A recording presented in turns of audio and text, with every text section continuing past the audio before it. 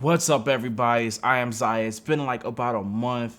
You know, I've been going through a lot of stuff, but I'm back to you with another video.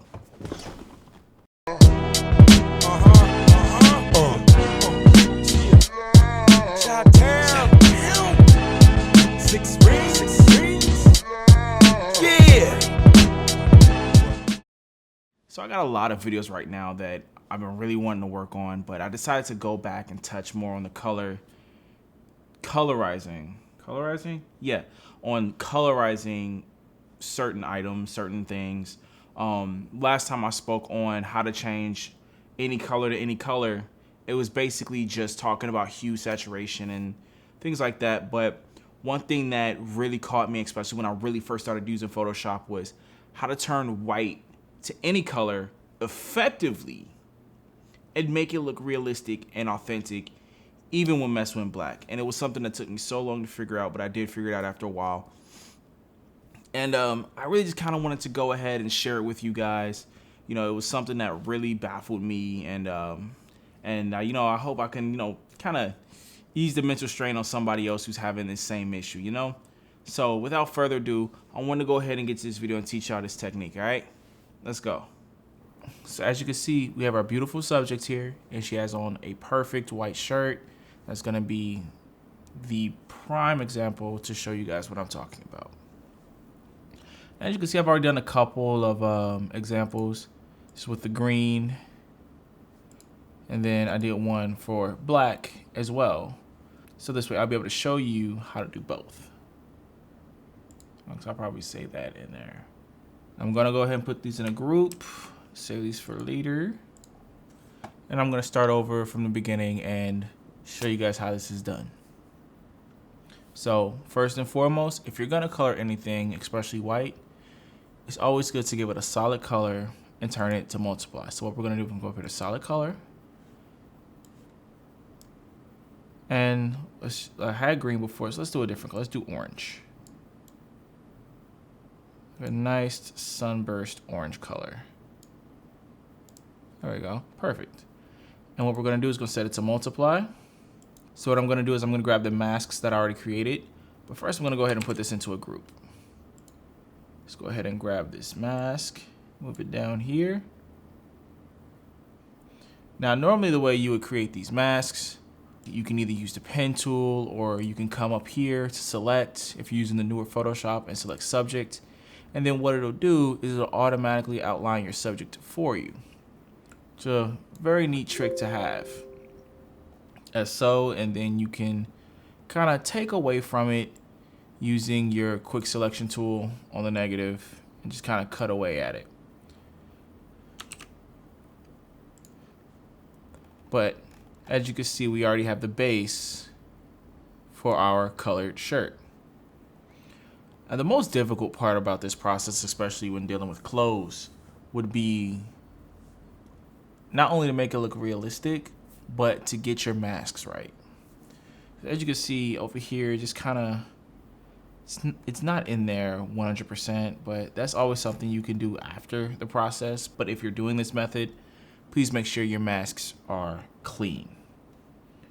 So the next step is we're gonna go to curves, and we're gonna create this adjustment layer. We're gonna click this little finger icon right here. We're gonna kind of adjust our highlights and shadows a bit. See, I wanna bring my shadows down. I'm a big contrast person.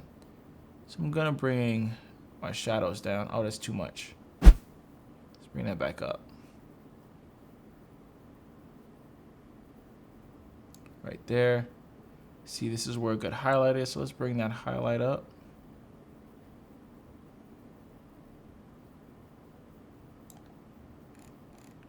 Good, and I actually made a mistake, guys. I need to put this mask on the group, so I'm gonna go ahead and change that. There we go. That's better. Remember, you wanna put the mask on the group, not the color fill. Because if you put it on the group, you can obviously affect everything that's within that group, and it makes things a million times easier. But as you can see, we have a nice orange New York East Coast shirt from our basic white. Now, if you're trying to do, say, black or a darker color, now you have to add in highlights. You can't just throw a color on it and it'll work. Now, one of the things you must know about black, I'm gonna go ahead and duplicate this layer so I don't have to redo it, is there's no such thing as absolute black. So you don't wanna have your black all the way down here because it's just not gonna look realistic. It's just not. So what you wanna do is you actually wanna bring it up to about a grayish tone. I'm gonna go ahead and get rid of this group. So that way we have what looks more like a realistic black shirt. Now, our curves adjustment is already here, but we're gonna do a different curves adjustment for this actually. You know what? No, we're actually gonna keep this curves adjustment. I'm gonna go into here. I'm gonna delete these. And what I wanna do is I wanna take my highlights and I wanna boost them all the way up because now I need to create highlights within this black. So, whoop, there we go. I think those highlights are good. And what I'm looking for are these points. The brightest points of the shirts. That's what I'm looking for. I really don't care too much about the shadows, but I really want these highlights. So we're gonna double click our curves layer or go into our layer style properties. And we're gonna mess with this underline layer and blend diff. If you guys ever saw my metal skin video, we did a lot with the blend diffs. So once again, here we go. We're gonna really begin to mess with this. Here we go. And you see how as I adjust this, we get a nice, almost shiny black shirt. Well, I don't want it too shiny. I really want it kind of matte. But see, this is too matte. I still need those highlights to come through. So right about there works for me. And if this doesn't work for you, you can always go back to your color fill and make it just a little bit darker.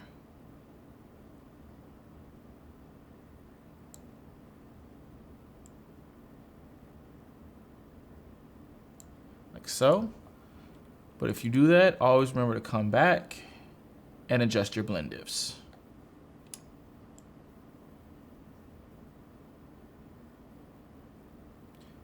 And there we have it. An easy way to turn white into any color you want.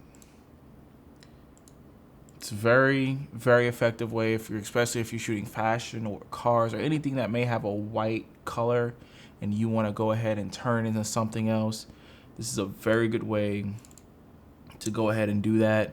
You can obviously sit here and see how I'm messing with the color picker, how it changes to different colors. Obviously with the blue, I'd have to do a little bit of something different, but with lighter colors, this works.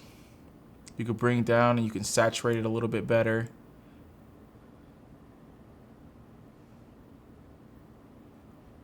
And it gives it a very realistic tone. And I really like that brown.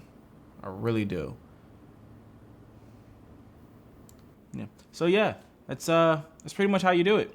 It kind of actually made me mad when I figured it out because it was so simple and it took me so long to figure it out, you know?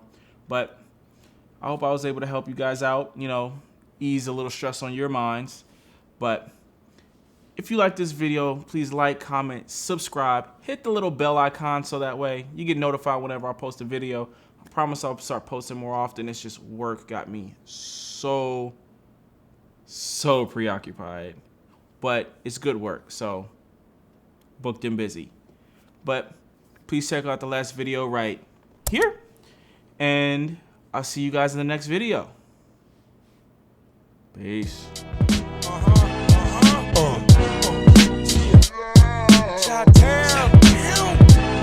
Six